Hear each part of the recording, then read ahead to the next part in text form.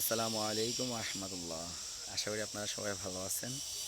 আমিও আলহামদুলিল্লাহ আপনাদের দোয়ায় ভালো আছি। আজকেও আবার সকালবেলায় কাজে চলে আসলাম। প্রতিদিনই কাজে আসি, কিন্তু সব জায়গায় সকালে আসি না, 9টার পরে আসি। এখানে তিনতলা একটা বিল্ডিং, এটা সম্পূর্ণ কাজগুলো আমি করছিলাম আলহামদুলিল্লাহ। আজকে আবারও ফোন দিয়ে, গতকালকে ফোন দিয়ে বললো যে ওনার ওপরতলায় বাথরুমের কিছু কাজ হবে, আবার আসার জন্য। প্রথমে কাজগুলো আমি করছিলাম, আজকে সকাল সকাল আবার চলে আসলাম। দেখা যাক, উপরে এখনো যায় নাই, যাই। বাঁশ বেঁধে রেডি করা হয়েছে যেন আমরা কাজ করতে পারি। দোলাভাই, দোলাভাইয়ের বাসার কাজ। বাড়িটা এমন একটা জায়গায়, দেখতে মনে হয় যে দ্বীপে দ্বীপে আছি আমরা, সমুদ্রের মাঝখানে।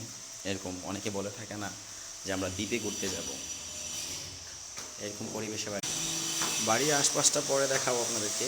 আগে আমার সাথে তারা কাজ করতেছে, কাটা শুরু হয়ে গেছে, দেখি কতটুকু কাজ করতেছে।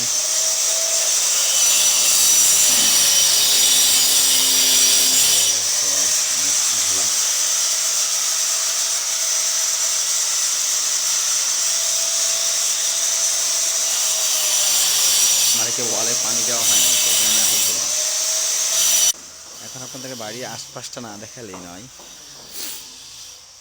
উনি আমাদের পাশের গ্রামের, মানে দ্বীপের মাঝখানে ঘর করছে বললেও হয়, বাসা করছে। ওনার স্বপ্ন ছিল যে উনি এমন নিরিবিলি জায়গায় বাসা করবে যেখানে প্রকৃতি ছাড়া আর কেউ থাকবে না, উনি একা থাকবে।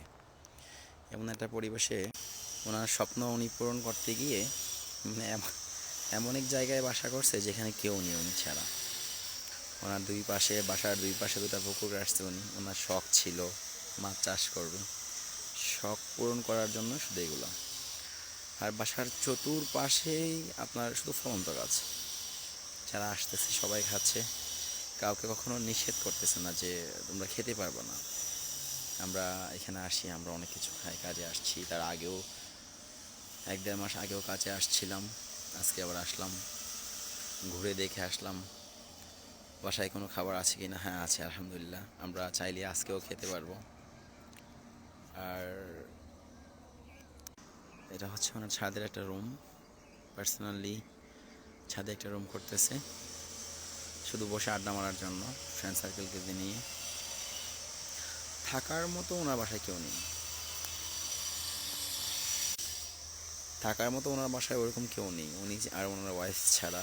তাও ওনারা এখানে থাকে না, জাস্ট টাইম পাস